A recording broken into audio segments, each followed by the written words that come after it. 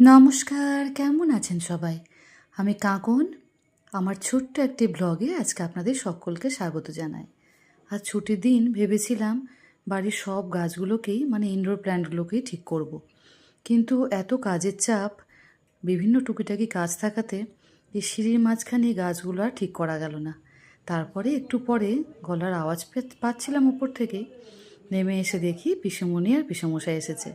মনটা ভারী ভালো লাগলো। আসার কথাই ছিল, কারণ বাবার শরীর খারাপের পর যখন ট্রিটমেন্ট থেকে এলো, তারপর কিন্তু পিসেমশাই আসেনি। আজকে রথের ছুটি পাওয়াতে পিসেমশাই আর পিসেমণি কিন্তু আমাদের বাড়ি এলো। ওরা আসাতে আমার অবশ্য আরেকটু অন্য কারণে আনন্দ হয়। গ্রামের মানুষ তো, এই দেখুন আমার জন্য চানাচুর বানিয়ে এনেছে। এটা কিন্তু কোনো কোম্পানি নয়।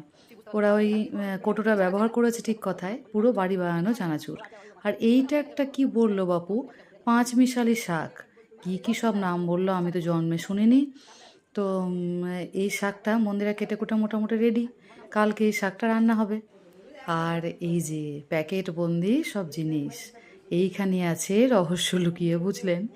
আমি তো মোটামুটি উদগ্রীব খোলার জন্য। তারপর খুলে দেখি, ওমা, একটা বড় মতো আনারস। আগে খেয়েছি, কিন্তু চট করে বাড়িতে আনা হয় না। তো পিসেমশাই কিন্তু নিয়ে এসছে। আরেকটায় দেখলাম এক প্যাকেট বেদানা। আর এই যে এই আমটা যা পেল্লাই সাইজ না, বললো এটা ফজলি আম। আমি এত বড় আম অবশ্য আগে সত্যি খুব কমই দেখেছি। আর কিছু ছোট আম বাড়ির গাছের।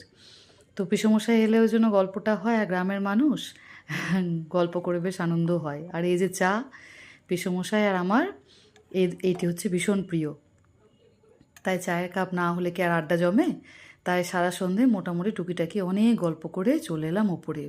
বাপরে গরম ওপরে! এই যে এসিটা ঠিক হয়েছে, কিন্তু বলে কিনা আর হাঁ মুখটা আর বন্ধ হবে না। তো যাই হোক, এসিটা চলছে ঠিকঠাক। আর হাঁ মুখ বন্ধ হবে, যেটা সুইং করে সেটা বললো কিছুদিন পরে দিয়ে যাবে। অনেক দিন পরে নিজের ঘরটাকে একটু আমি ঠিকঠাক করলাম। মানে এসিটা খারাপ ছিল বলেই আমি এই ঘরটার পেছনে লাগছিলাম না, কারণ নোংরা তো হবে বুঝতেই পারছিলাম। তাই এই ঘরটা চলে এলাম একবার টুক করে উপরে এসে রেডি করতে। মা ওদিকে ওদের খাওয়ার ব্যবস্থা করছে, আমি ডিমের অমলেট করে দিয়ে এলাম, কারণ পিসেমশাই ডিম ছাড়া কিছু খান না। বাদ বাকি মোটামুটি রান্না কমপ্লিট হয়ে গেছে সন্ধ্যেবেলা। তাই এখানে একটু চাদর টাদর পেতে দিয়ে বেশ একটু এতক্ষণে নিঃশ্বাস নিলাম। বাইরে কিন্তু বেশ একটা পুজো পুজো ভাব, মানে এত গান বাজনা চলছে।